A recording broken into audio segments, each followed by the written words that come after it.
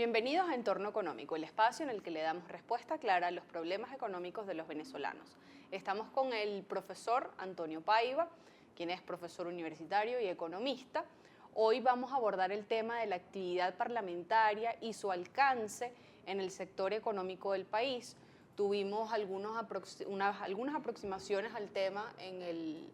capítulo anterior de nuestro programa, pero hoy queremos andar un poco. Ya el 6 de diciembre tenemos elecciones parlamentarias, el próximo 13 de noviembre inicia oficialmente la campaña electoral, el periodo asignado por el CNE, veremos propuestas de candidatos en el sector económico. Queremos hoy que usted nos diga cuál es el alcance real de la actividad de los diputados en el Parlamento para efectivamente incidir en el mejoramiento de las condiciones económicas de los venezolanos. Efectivamente, en la mayoría de los países que tienen prosperidad económica, existe un parlamento que funciona. Yo creo que la primera actividad que hay que desear para el próximo periodo parlamentario es rescatar la función legislativa del Congreso, del Parlamento, de la Asamblea. Si no hay quien discuta las leyes, haga el contrapeso de diferentes posiciones y alternativas, pues entonces se legisla por la calle del medio con el criterio exclusivamente del Poder Ejecutivo. Y efectivamente, cuando se trata de elaborar las leyes, entre ellas la más importante desde el punto de vista económico, que es la ley de presupuesto, que en Venezuela ha sido una caricatura. Imagínate que el presupuesto se aprueba por un determinado monto y luego la política de créditos adicionales, de gastos no contemplados en el presupuesto, alcanzan un monto igual o superior al del presupuesto aprobado. Eso significa que ese presupuesto estaba mal hecho, que ese presupuesto no respondía a la realidad económica del país y al final termina exagerando los gastos y perjudicando a los ciudadanos que sus representantes, sus defensores en el Parlamento no tienen nada que decir sobre sus necesidades de agua, de luz, de infraestructura, de todas las cosas que las comunidades requieren. Profesor, específicamente sobre lo que comenta de la aprobación de créditos adicionales. En el artículo 314 de la Constitución indica que la Asamblea Nacional no debe aprobar créditos adicionales para cubrir algún gasto que no haya sido previsto en la ley de presupuesto. Entonces, si esto está pasando en Venezuela desde que tenemos el ejercicio parlamentario más reciente, con Diosdado Cabello a la cabeza,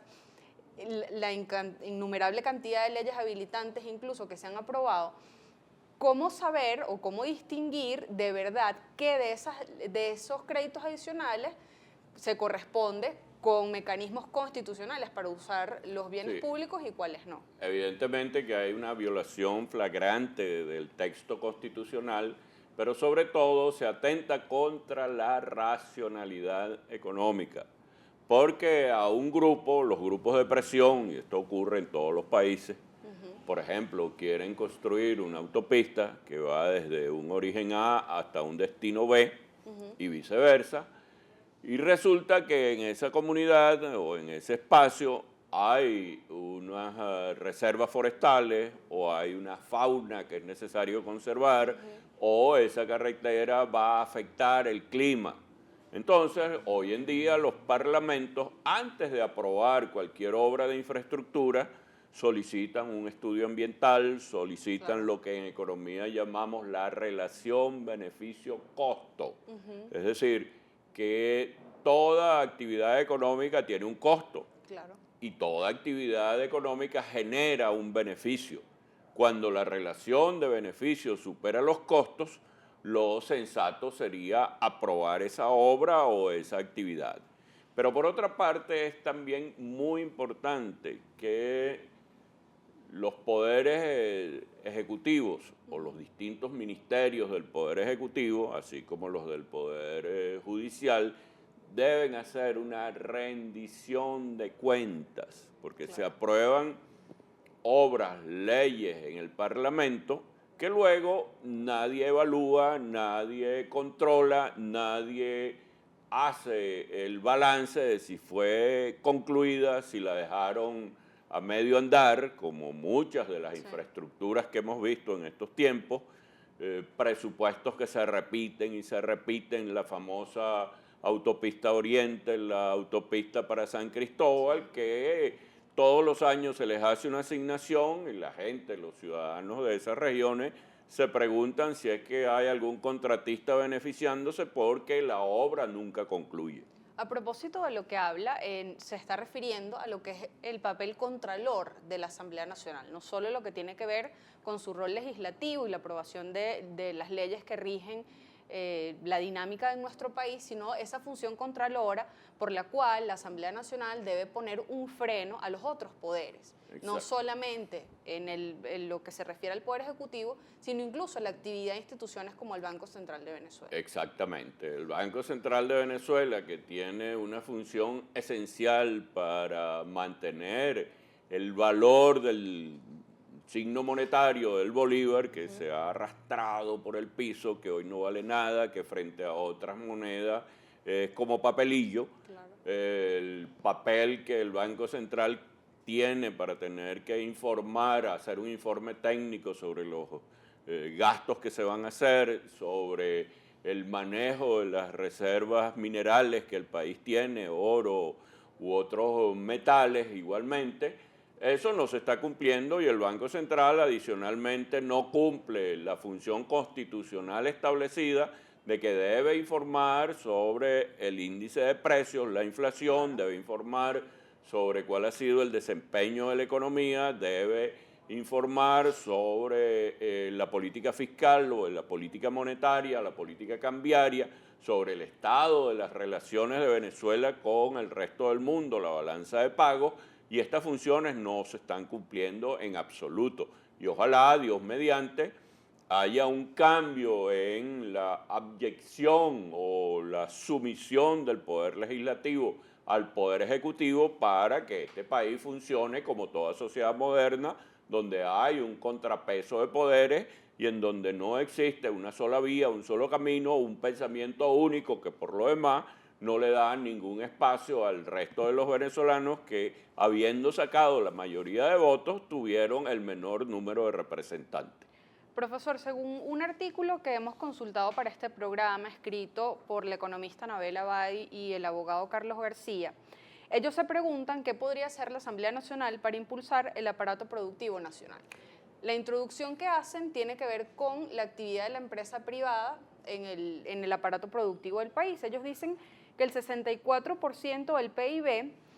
es lo que representa la actividad privada y que 8 de cada 10 trabajadores están en este sector. Yo quisiera que usted nos comentara específicamente sobre 3 leyes que no sé si a su criterio sería bueno revisar. Me refiero a la Ley Orgánica del Trabajo, a la Ley de Precios Justos recientemente ajustada y también a la Ley del Control Cambiario. Yo quisiera que usted nos dijera si nosotros esas 3 leyes pudiésemos de alguna manera modificarlas, ¿cómo pudiese mejorar la economía atacando estos 3 puntos? En primer lugar, pues que el Parlamento debe liquidar esa política de otorgar poderes especiales al presidente para que el presidente legisle. La función legisladora le corresponde a la Asamblea, al Congreso, al Parlamento. El Ejecutivo es quien propone y el Parlamento es quien aprueba. En ese sentido, la ley de controles cambiarios tiene que ser aprobada por el Parlamento y debe facilitar las transacciones comerciales, las importaciones, evitar esa alcabala del CICAD, del CADIVI, de todos esos organismos, el CIMADI, que han inventado simplemente para convertirse en una alcabala que propicia la corrupción y que no permite la fluidez de las divisas para que el país eche adelante. En cuanto a la ley del trabajo, al final esas leyes tan restrictivas y que ponen tantos obstáculos para la contratación de personal, porque sencillamente el costo de contratar una persona fija es tan elevado que el empresario prefiere invertir en tecnología, en maquinarias que sustituyan a 10 trabajadores por un equipo, que al final terminan perjudicando a las personas que realmente necesitan trabajar, y allí es necesario que esa ley se simplifique, que se eliminen tantos costos adicionales, lo que se llaman beneficios laborales, que al final no son sino pasivos para las empresas, que originan un incremento en los costos de producción y en el precio de las mercancías, de los productos, y al final no benefician ni terminan siendo positivos para el trabajador. Y en cuanto a lo que se refiere a las restricciones para que la gente pueda desempeñar su actividad privada, devolverle al venezolano la capacidad de generar sus propios recursos, de generar sus propias empresas, y aquí en el país hay que cumplir más de 110 requisitos para formar una empresa, y eso es lo que explica tanta buonería y tanta informalidad, sencillamente porque el Parlamento no cumple con sus funciones. Claro, justamente a lo que hace referencia en el artículo que citamos de García y Abadi, ellos citan el informe Hacer Negocios 2015 del Banco Mundial, en el que Venezuela es la segunda peor economía del mundo en cuanto a dificultades asociadas con el pago de impuestos, solo superada por Bolivia. En Venezuela toma un promedio de 792 horas realizar los 71 pagos de impuestos previstos en la ley. Sí, eso es un disparate que lo que revela es una mentalidad centralista, estatista. ¿Cómo va un burócrata en Caracas a impedir que alguien desarrolle una actividad agrícola en Apure? Ni conoce, ni sabe dónde queda, ni cómo son las temperaturas, que el Parlamento debe intensificar el proceso de descentralización de la economía para que cada pueblo, cada municipio, cada estado resuelva sus propios problemas de acuerdo a la lógica económica, que es la que corresponde a un país que debe ser muchísimo más productivo. Profesor, justamente en este camino rumbo a las elecciones del 6D, hemos visto que la propuesta del gobierno, no sabemos si es su estrategia para ganar votos, ha sido arremeter incluso más contra la empresa privada con esta medida de precios justos incluso más fuerte, más restrictiva que lo que se venía aplicando hasta ahora. Eso es lo que va a ofrecer el gobierno si continúan siendo fuerza preponderante en la Asamblea Nacional. Efectivamente, el gobierno tiene una estrategia de no hablar de economía. Ese es un tema tabú. Simplemente acuden a decir que se trata de una guerra económica. Hablan de personajes de la empresa privada y no se ven ellos mismos, pues, los fracasados que han sido manejando PDVSA, manejando esa cosa tan inútil como es el Ministerio de Prisiones, en donde ocurre cada escándalo y la gente se pregunta, bueno, ¿y para qué existen esos ministerios? Y en el caso específico de los obstáculos que tiene la gente para sacar un documento, para resolver dónde va a estudiar su hijo, qué carrera va a escoger, que no funciona el Estado porque es un Estado exageradamente gigantesco que tiene 27 ministerios, ciento y pico de directores generales, cada uno de los cuales tiene chofer, tiene carro, tiene guardaespaldas. Entonces allí es que se va el dinero y al final a la gente no le llega nada. Si tú para desarrollar la actividad deportiva tienes Ministerio de Educación Superior, Ministerio del Deporte, IND, es decir, 5 organismos, todos los cuales tienen un ministro, un viceministro, un secretario de administración, todos con chofer, Gastos todos con logísticos, gastos de etcétera. representación, y al final lo que le llega al deporte son migajas. Eso es un exabrupto que el nuevo Congreso, gracias a Dios, que debe significar un cambio importante de lo que ha sido hasta ahora,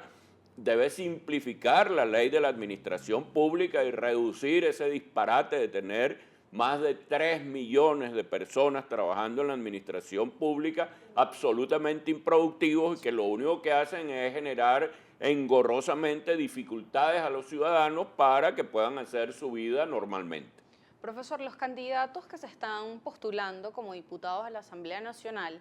han sido enfáticos, han reiterado varias veces que la Asamblea Nacional no es el cambio definitivo en el escenario económico, político y social del país, sino que es apenas un paso para abrir un nuevo escenario político, económico y social en el país. Yo quisiera que usted nos dijera qué es lo que no se puede hacer en la Asamblea Nacional o desde la Asamblea Nacional, incluso con un cambio de fuerzas políticas, un nuevo equilibrio dentro de la Asamblea. Exactamente, la Asamblea, el Parlamento no es igual al Poder Ejecutivo. La Asamblea le debe poner coto a las tropelías del Poder Ejecutivo, tiene que exigir responsabilidad a tantos policías que torturan, a tantos jueces que emiten órdenes de arresto sin ninguna justificación, que simplemente lo hacen por criterios políticos. Y el Parlamento debe crear los rieles, las bases, las leyes para que vuelva a existir en Venezuela una economía racional, una economía de mercado, una economía donde no haya control de precios, donde no haya control de cambios, donde se le devuelva a los venezolanos su capacidad para resolver sus propios problemas y no estar dependiendo de ponerse una camisa roja o de hacerle coro a algún alcalde o algún gobernador, que es la forma como hasta ahora han querido que la gente resuelva sus problemas. Profesor, transparencia y una ley anticorrupción más efectiva, una aplicación de principios más transparentes para la administración pública, podría ser el inicio de una dinámica económica un poco más sana para nuestro país. Por supuesto, allí hay que reducir el tamaño de la administración pública para que en Contraloría hayan administradores, contadores, economistas, abogados profesionales que realmente estén bien pagados, que estén bien formados, que se les beque con posgrados dentro y fuera del país para que puedan cumplir sus funciones contraloras. En este momento hay una estampida de profesionales de la Contraloría porque están mal pagados, porque fuera de allí ganan mejor, porque no hay ningún incentivo, porque para accesar a un puesto técnico le están requiriendo un carnet político y eso hace que esa Contraloría no cumpla ninguna función, solo la de ser una reprimenda de tipo político contra los gobernadores y alcaldes que no son del partido de gobierno y que eso no ocurre así en ninguna parte del mundo porque lo primero es el bienestar del ciudadano, lo primero es que se respete el ambiente, que se respeten las leyes y que sea un país normal y próspero. Profesor, entre los candidatos que se postulan para este 6D está el profesor José Guerra, conocido economista, por todos escuchado en innumerables programas de radio y televisión, artículos de opinión, etc. Voces como la de él, es un caso emblemático porque es específicamente economista y lo conocemos en ese papel, pero voces disidentes del modelo económico actual, ¿eso traería un aire fresco a la nueva Asamblea Nacional? Sí, por supuesto, refrescaría la Asamblea, evitaría tanto abuso, permitiría que las cosas se ventilen, porque la otra función, además de legislar y las demás de ser contralor, es que el Parlamento, que viene de palabra, es el espacio para el debate político y aquí en este Parlamento no se debate nada que no sea lo que el gobierno quiere, lo que le conviene a los intereses de la dictadura castrista en el Caribe, que han copado cargos y puestos en Venezuela de una manera irregular, ilegal, y que hay que ponerle un coto a eso. Yo creo que el nuevo Parlamento debe enfrentar con prudencia, con seriedad, pero sobre todo con mucha firmeza, las funciones y el papel que le corresponde a un parlamento en una sociedad moderna, en una sociedad contemporánea, que vaya, repito, hacia la búsqueda de la prosperidad y el bienestar de los venezolanos. La participación en elecciones como las del 6D parlamentaria suele bajar, no son elecciones que mueven a toda la ciudadanía. Por lo que nos dice, vale la pena votar el 6D. Claro, y afortunadamente todas las encuestas están indicando que hay una propensión al voto muy elevada en relación con este tipo de elecciones. Muchísimas gracias, profesor. Gracias a ustedes por la sintonía. Recuerden que pueden contactarnos a través de las cuentas en Twitter a paiva64, @isa_iturriza_s. Muchísimas gracias por su audiencia, por su sintonía y esperamos sus comentarios y sugerencias. Muchísimas gracias.